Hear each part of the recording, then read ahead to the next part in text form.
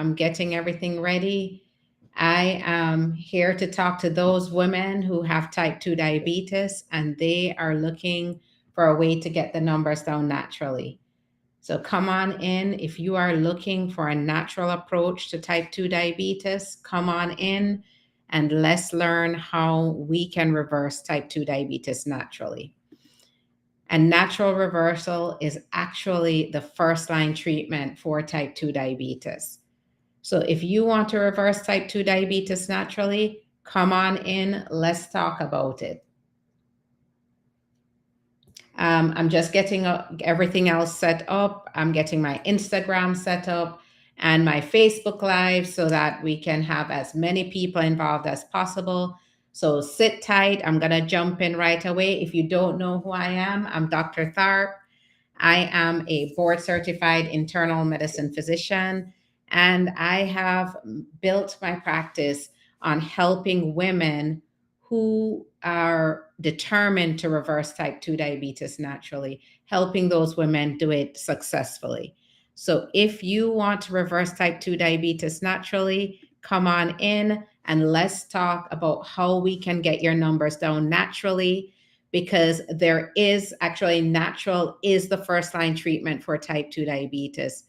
So despite what you've been told in the past, medication is not the only way. And we're going to talk about how you can break the cycle of type 2 diabetes.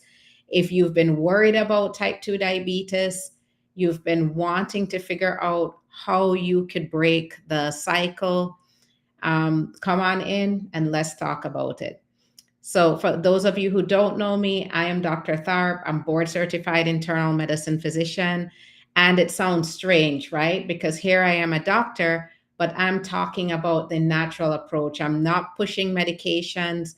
I'm not marketing a medication. I'm not all for big pharma. I'm here because I want to empower you with the information that you need to successfully reverse type 2 diabetes. All right, so let's jump on in. So if you have type 2 diabetes or even pre-diabetes, I have a feeling or have an idea of how the conversation went with your doctor. And let me just set up another screen here. Let's just switch out the screens. Okay, good. So I have a feeling, that the conversation you had with your doctor went a little bit like this, right? They broke the news to you about your type 2 diabetes or maybe pre-diabetes. They told you your A1C was high.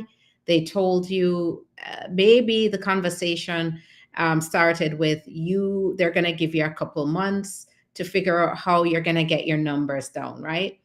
They said, okay, your A1C is in the pre-diabetic range. We'll give you, 3 months to figure out how you can get your numbers down, eat better, lose some weight. When you get back, depending on what your numbers are, we'll start medications. That's probably what some of you probably had that conversation with your doctor. The other possibility is that with your A1C high, the discussion went straight to starting medications. And I know where you stand already. You're terrified of the idea of starting medications, right? Because you know that one medication leads to another and another. You've probably watched families struggle, your parents or siblings or someone who struggled with chronic illness, and you've watched how medications didn't necessarily solve the problem. If anything, those people ended up on more and more medications. So you're terrified of the prospect of being on medications.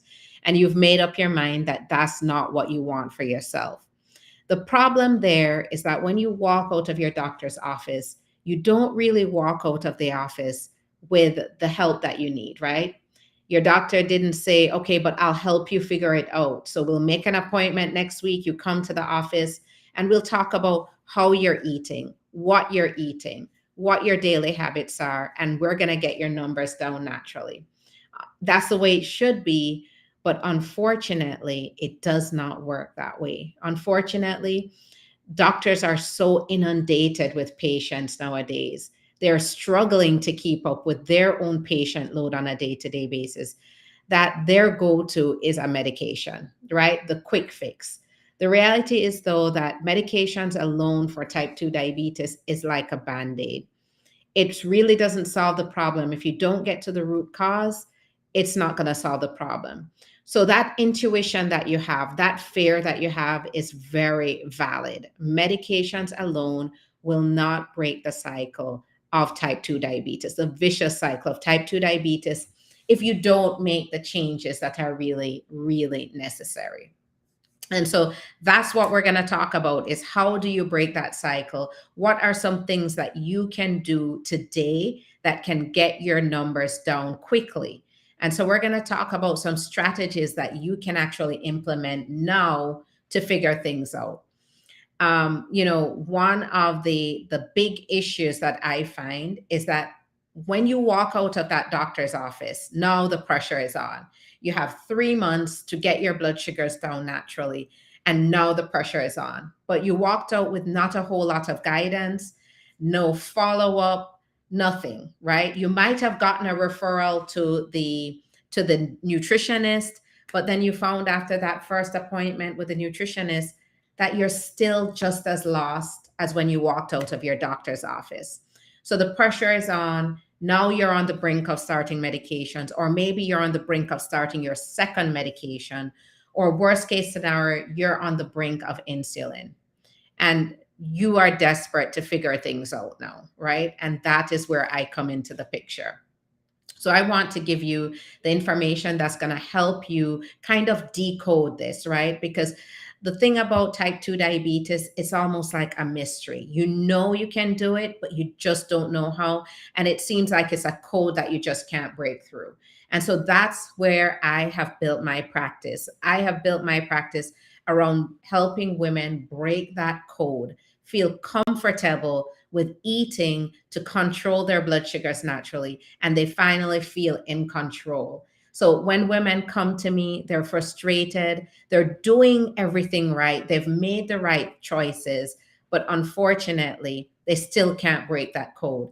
And by the time we're done, they are amazed that they're doing it all on their own. And we're actually going to talk about one of the amazing women who I've worked with, who actually was on this very journey that I'm talking about.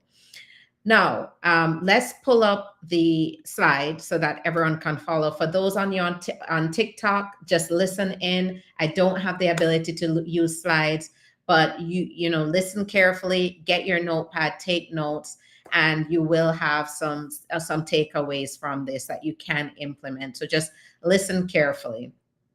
So let's talk about first, when you are trying to achieve a goal, many of us learn by making mistakes, right? Many of us learn by falling down. We learn because we start to realize where we're going wrong. Well, it's the same thing with type 2 diabetes.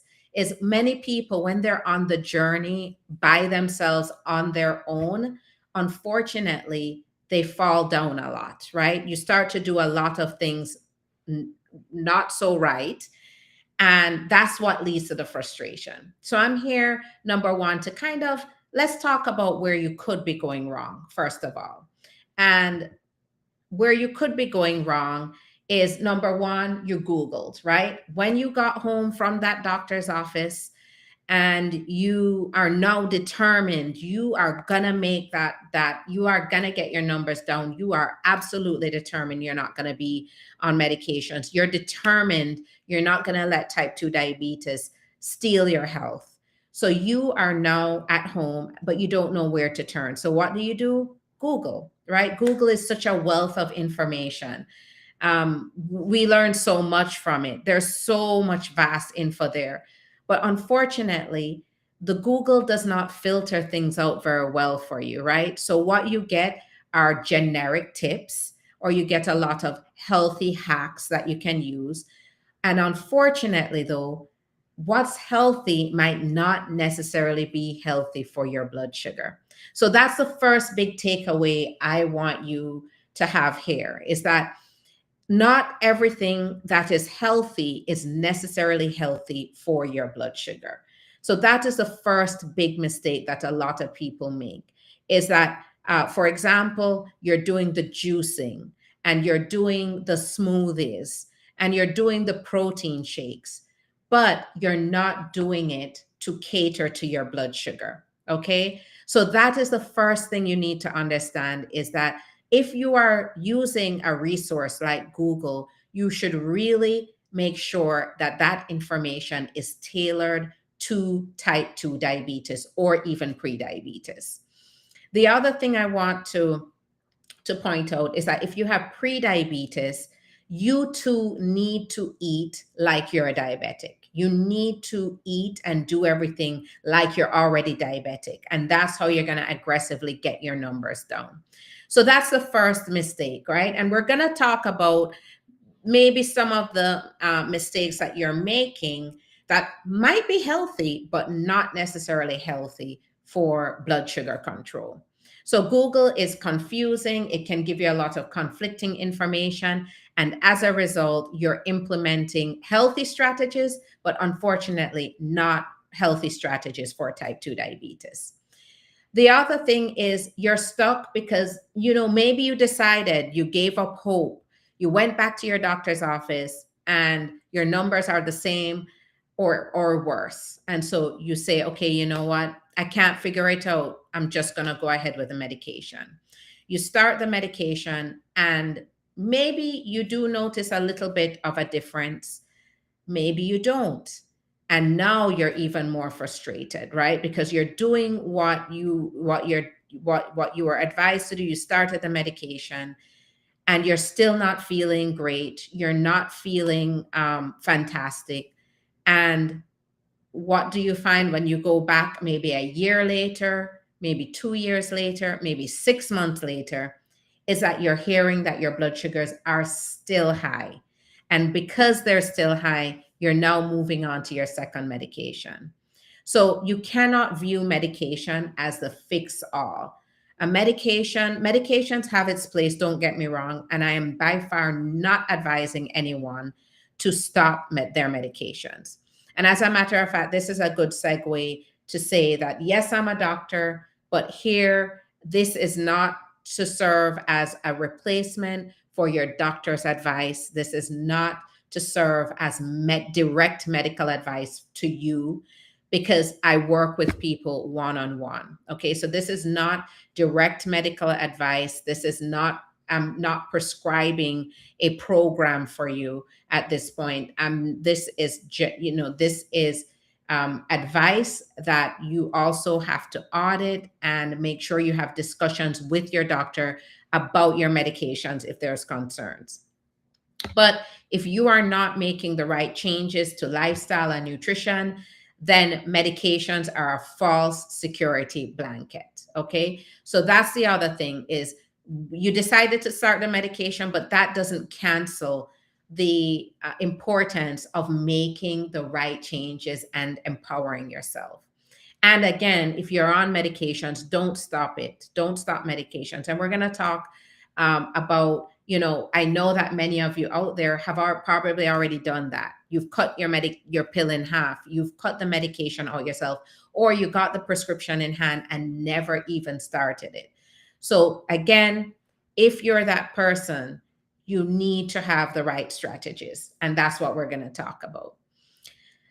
Supplements are another big issue that comes up. So many people, there's so much marketing out there about supplements and how supplements can, magically control blood sugars. For those of you who have already gone through that stage, have already done that, you know that supplements really do not make a huge difference. Again, if you're not making the right changes to your nutrition, to your physical activity, to your daily habits. So supplements can be a false security blanket, kind of like medications.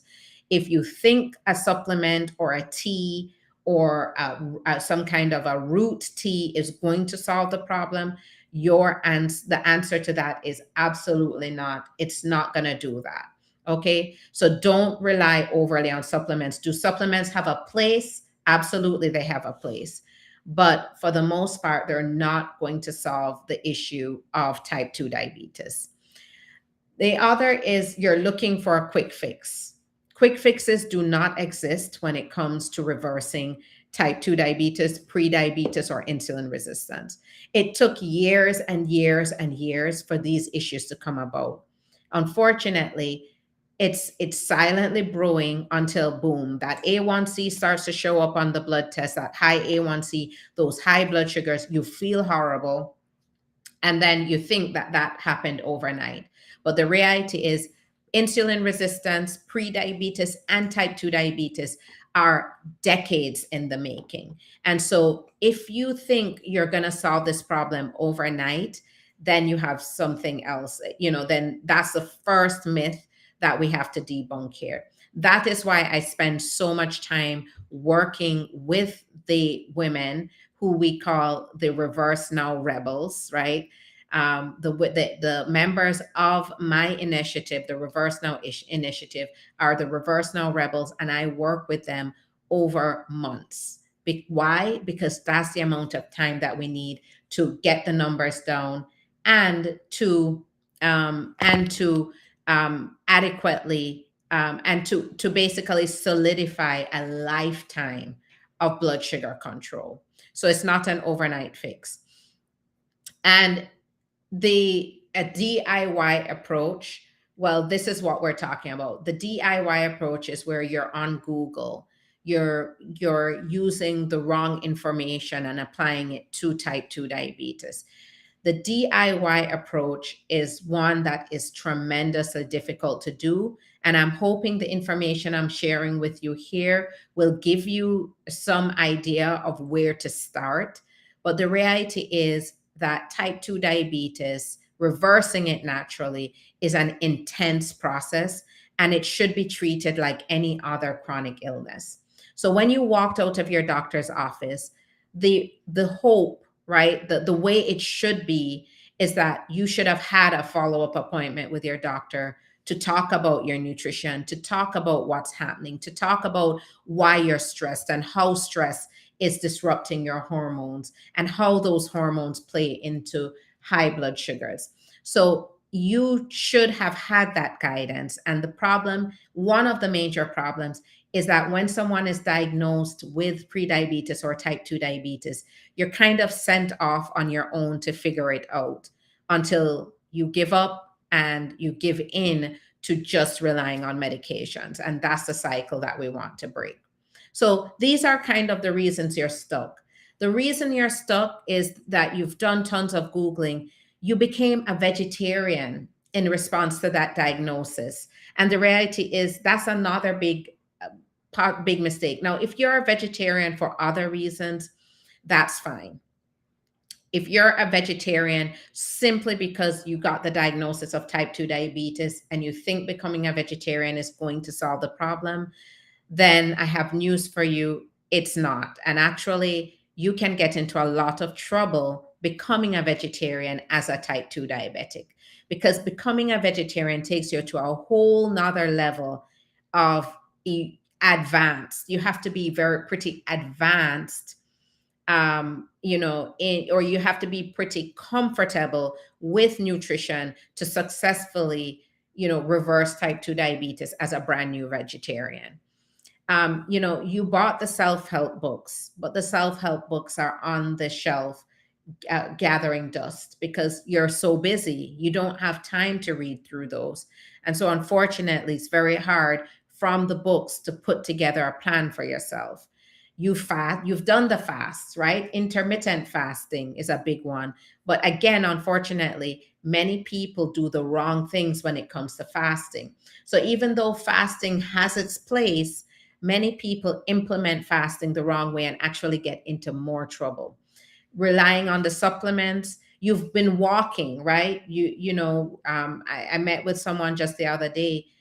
He heard walking was good for type 2 diabetes. So what was he doing? He was walking for hours a day. He was walking 2-3 hours a day. And the reality is he was wearing his body down. So endless exercise alone is not going to solve the problem either. And you've probably been there and done that. So many of you here who are watching this, I'm sure that you're saying, Oh my gosh, I've done all of those and here I am. I'm still struggling. I'm still stuck. Okay, so let us talk about the 5 phases of diabetes reversal. So remember, I told you diabetes is not an overnight fix. And if you come into this journey thinking it's an overnight fix, that's the first place that you're going to get stuck. You have to understand that this takes time to do. But one of the strategies that I want to encourage you to implement today, after this, I want you to start implementing this is the first phase. And the first phase is where we're cleaning the slate, right? We are cleaning things up. And many of you have already been through this phase, and many of you gave up at this phase. So I call it phase one. And that is the common sense changes, right? So I know for many of you, when you left your doctor's office after getting that diagnosis of type 2 diabetes, after deciding you did not want to be on medications, then you went home, you decided, I'm going to cut bread out. I'm going to cut sugar out. I'm going to cut juice out. I'm going to cut chips out. So you made what I call the common sense changes already. And that is typically has to be the first step always. The first phase always has to be the common sense stuff. To be honest, many of the women, I will say 90% of the women I work with are actually have completed this phase successfully. When by time they come to me, they have cut out the juice, they have cut out sugar, they have cut out rice, they have cut out bread. And so, and sometimes they've maybe cut out too much out of their diet. And so that's hard to sustain as well. So many of you have been through this phase, but if you haven't, my first advice to you is if you are drinking any kind of sweetened juices, sweetened teas, bread, white bread, if you're eating white bread and white rice regularly, then these are some of the changes that you can make. The other change, common set reset that I encourage is anything processed. So, what does processed mean? Processed means anything that does not look like its natural source. So, for example, if you let's talk about let's talk about cake, for example. Okay, now again, most of you have been through this phase where you do not eat a lot of cake. But for those of you who have not done this already, cake is processed, right? Where did it come from? What is it for? It has many different ingredients in there and it has no nutritional value. And it's just a mixture of chemicals and sugar and not a whole lot of benefit from it. So that is highly processed. Crackers, for example. So many of us fall for the marketing tricks, right?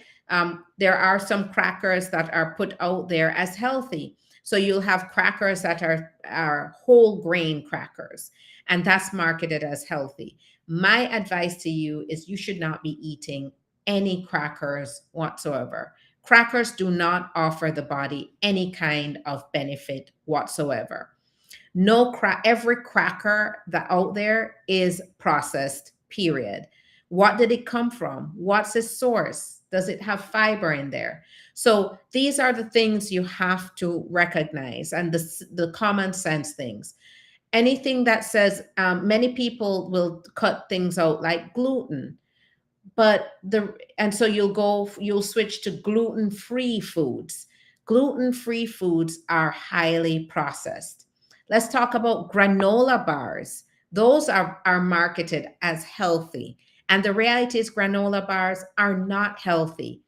Okay, they're a mixture of highly calorie dense. Maybe there are nuts in there, maybe there's oats, it has maybe honey or sugar in there, and it's highly processed. So granola bars are not necessarily healthy. The smoothies you have to be careful of. Smoothies, unless you're making it from scratch and you understand what your ingredients are offering you, that is not healthy either. So these are the common sense changes that you can make that will make a difference. So if you are, for example, going to, these smoothie shops and you're ordering a fruit smoothie, and maybe you put some protein powder in there, right? Maybe it's a protein shake. The reality is, it probably still is not blood sugar friendly. Again, what might be healthy for the average person is not necessarily healthy for someone with type 2 diabetes. So you have to, shakes are not necessarily bad, but you have to have an understanding of what's going into your shake and what it's doing for your body. And so most of the time when you go to these smoothie shops are dumping a whole lot of very sweet fruit into these shakes. They're dumping sweetened ingredients, and they're dumping things that are going to alter your blood sugar for the worst. Um, let's talk about oats. So many people here love their oats. Oats is marketed as healthy, but the problem there with the oats is that there is steel cut oats, which is good, and there's the rolled oats, which is better, right? Steel cut and rolled oats are better because it's less processed. But for those who are, those women who are super busy and you're rushing out the door, so you make your instant oats, and it has the maple brown sugar in there, and the cinnamon flavoring, and it's nicely sweetened already. So all you do is dump it into some water or milk, and you stick it in the microwave. I have news for you. That's not healthy. So we have to be very careful about the marketing as well. Many products out there will market the foods as healthy, and it's not. Okay. So it's important to be able to identify these things. And that is why I say it's best to avoid processed foods. Go for your natural foods, your natural fruits, your natural vegetables. So go for those, and don't go for things that are packaged and has a healthy label on it, or has whole grain on it, or has organic on it. That doesn't necessarily mean it's healthy. So those are your common sense things that you can do. So, make those changes. And I think someone dropped a comment here. Okay, so if you have anything to add, or if you have questions, or if you have a particular food that you want feedback on, go ahead and drop it in the comment as well. So that way I'll be able to address that. So so I would say, first, make your common sense adjustments. And the common sense adjustments, if you have not made that, is you're going to cut out processed foods. That's anything in a package. So, for example, cereal is marketed as healthy, and it's not. So, you like, for example, the Raisin Bran is not a healthy cereal, not for diabetes. Okay. The instant oats, not healthy. The protein bars in the morning that you're grabbing before you run out the door, not healthy. So those are not healthy, despite what you've heard, or despite what the packaging says. Those are not healthy. Um, the other common sense reset that I want you to implement is you need to be eating 3 meals a day. 3 meals a day is what you need to be eating. I think a lot of people, a lot of women, because you're so busy, you're working 60-hour weeks, you don't feel like you have time in the morning. You head out the door without breakfast. Maybe you head out the door with a cup of coffee or some tea in hand. And, and right away, that is starting off your day the wrong way. The reality is, reversing type 2 diabetes means you're eating more, not less. You're eating more, not less. And yes, you're hearing me right. You're eating more, not less. So you do want to make sure you're getting 3 to 4 meals a day, maybe even more, depending on your body's needs. And you want to make sure that you have a nice piece of protein as a part of each of those meals. So if you're taking notes, take these are the notes I want you to take and I want you to implement. Eat 4 meals a day. Protein should be a part of it, and avoid processed foods. So, for example, if you're someone who eats bread, cut the bread out. The only bread that I will recommend is Ezekiel bread. And Ezekiel bread should only be 1 to 2 slices a day, period. You shouldn't be having multiple. So 1 to 2 slices of Ezekiel bread is all you need for the day. So cut out white bread. The packaging that says whole wheat bread is healthy. I have news for you. Whole wheat bread is not healthy either. That is why your blood sugar is spiking up after you have that whole wheat bread for breakfast or for lunch, right? Because whole wheat bread does not equal healthy. Ezekiel bread is a better option because it is less processed, very high in fiber, and higher in protein content as well. And you don't find Ezekiel bread in the regular bakery section. You find that in your freezer section. So that is that is one change I'd love for you to make this week. Cut out all those other breads.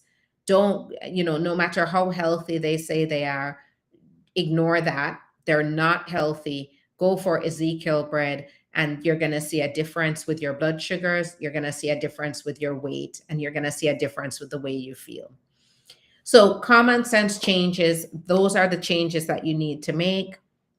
The other thing I wanted to point out is yogurt. If you're eating yogurt, which yogurt are you eating? So, again, not all yogurts are equal when it comes to health and when it comes to blood sugar.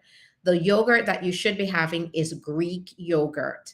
Greek yogurt, and you should be having plain Greek yogurt, not the flavored Greek yogurt, plain Greek yogurt that is that you can add some fruits to, and that should be your yogurt, whether it's for breakfast, for lunch, or for a snack. But Greek yogurt is another thing. So that's another mistake that many people make. You grab any old yogurt off the shelf in the supermarket, and just a regular old yogurt is not high in protein, and it's sweetened and flavored. You want to go for your plain Greek yogurt, which is high in protein and does not have that added sugar content as well.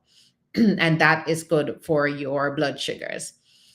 Now, just to quickly go over the other steps, and these are the steps that I implement with the Reverse Now Rebel. So for those of you just coming in, I'm Dr. Tharp, board certified internal medicine physician. I've made it my mission to help women, busy women, women who are frustrated and struggling and on the verge of losing hope about naturally reversing type 2 diabetes.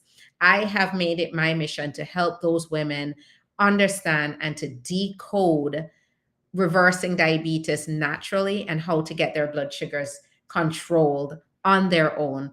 And this really works. So the other 4 phases, cleaning the slate, many of you have been through this already. Maybe you gave up too early. If you gave up too early, implement the common sense resets that I just talked about. Now, the other phases is where the strategy comes in. Okay, this is where the higher level of care comes in. This is essentially a plan that that most people cannot figure out on their own. And so it's about now strategically looking at your nutrition and figuring out how we can model your nutrition specifically for your body. So the tragedy of traditional medicine is that when you get your diagnosis and you express to your doctor that you're not ready to start medications, you'd rather do it naturally, you're sent off on your own to figure it out in 3 to 6 months. And the deal that you make with your doctor is, when I get back, if my blood sugars aren't better, I'll start medications, right? But the reality is you leave without the proper guidance. Maybe you got a pamphlet in hand that kind of uh, gave you the common sense strategy that we talked about, but it takes more than just the common sense stuff. You have to understand your body and what your body needs. And this is really the phase that is hyper focused on who you are and how your day to day works and what your body needs. There's two types of women. There's the women who actually don't need to lose weight, but are still struggling with prediabetes. Yes, there are women who are struggling with prediabetes or struggling with full blown type 2 diabetes, and they're not struggling with weight, right? They don't feel that they need to lose weight. And the reality is, they do not need to lose weight. And those are the women that are baffled because they're saying, I don't understand. Why do I have type 2 diabetes and I'm not overweight? The reality is, if you've heard the word skinny fat, it means that most of the time, those women who are struggling with type 2 diabetes and don't necessarily need to lose weight, their body composition is off balance. It means that they have more fat, very likely. They have visceral fat, fat that's hidden within the liver, fat that's hidden within the pancreas and around the organs, that's pushing um, diabetes, right? This imbalance of fat is what, of internal fat, fat that you can't necessarily see, is what leads to that insulin resistance, to the higher blood sugars. And so, usually I work very intensely with those women to figure out what their bodies need and how we're going to figure out how we're going to get their blood sugars controlled, but also maintain their weight. They're not supposed to lose a dramatic amount of weight. So that's what we work on. And then there's the women on the other side that do need to shed body fat. Just by shedding a few pounds, you see a dramatic improvement in blood sugar. Some of you have already been there where you did shed 10, 15, 20 pounds on your own. The problem is that you did it in a very unsustainable way. And so, unfortunately, you couldn't keep it up forever. So, again, that is where we work to figure out what your body needs and how do we keep it sustainable. So you truly, for those women who have had temporary success, saw their numbers get better and then regained everything, the numbers got worse. The reality is, you do not have a real understanding of what your body needs, and that is a part of the problem as well. So again, we have two types of women who don't need to lose weight, but they're struggling with visceral fat that causes insulin resistance. And then we have women who are struggling with excess body fat and also excess visceral fat. And so we work to figure out what your body needs to bring it down. And so we do that in a very stepwise manner because sustainability is also critical, right? We want to do things in a very sustainable way so that it's a forever journey. It's not a week journey, a 2-month journey. So for those of you who made your New Year's resolution 2 months ago, that you were going to rid yourself of type 2 diabetes and you are not gonna be on medications, or you're gonna get off of medications, this is where you're struggling, because very likely when you started out, you started with unsustainable techniques that just you can't keep it up, right? And I'm not just talking to you as a physician, okay? I'm talking to you as someone who's personally struggled with insulin resistance, who has personally been through the process that I teach many women on a day to day. And personally, now I feel in more control. And that is why I do what I do, because I understand that it's very possible to turn your numbers around naturally if you just understand what you're doing. Dosing your nutrition, again, you have to understand what your body needs and what foods are good for blood sugar. And how, if you don't want to be on medications, then you have to understand how to dose your food to control your blood sugars. And ultimately, by making certain adjustments, not just nutrition, but in exercise, in habits like sleep and hydration, you ultimately start to restore hormonal balance by losing excess body fat, by trimming the fat that's sitting in the liver and sitting in the pancreas. For those of you who don't know, the liver and the pancreas are critical organs that dictate insulin resistance, that dictate how glucose is metabolized in your body. So if you are restoring hormonal balance, then and trimming excess fat in those organs, you're actually restoring a lot of the hormonal problems that come about. And the last phase is that it's sustainable, right? We're protecting your progress. That is the key. The last phase is to make sure that this is something that you've implemented and you will do for life. So again, many of the women who I work with come into this frustrated. Some come in pretty skeptical because they think they've tried everything, and then they realize that there was a whole lot more to learn, and that the whole time the strategy wasn't there. Now, I just want to show this quick slide showing what blood sugar does, and how processed foods, again, those foods, that those common sense foods, the common sense things that you will cut out, how that naturally spikes blood sugar. But if you cut out processed foods, you will find that you will see an instant change in your blood sugars.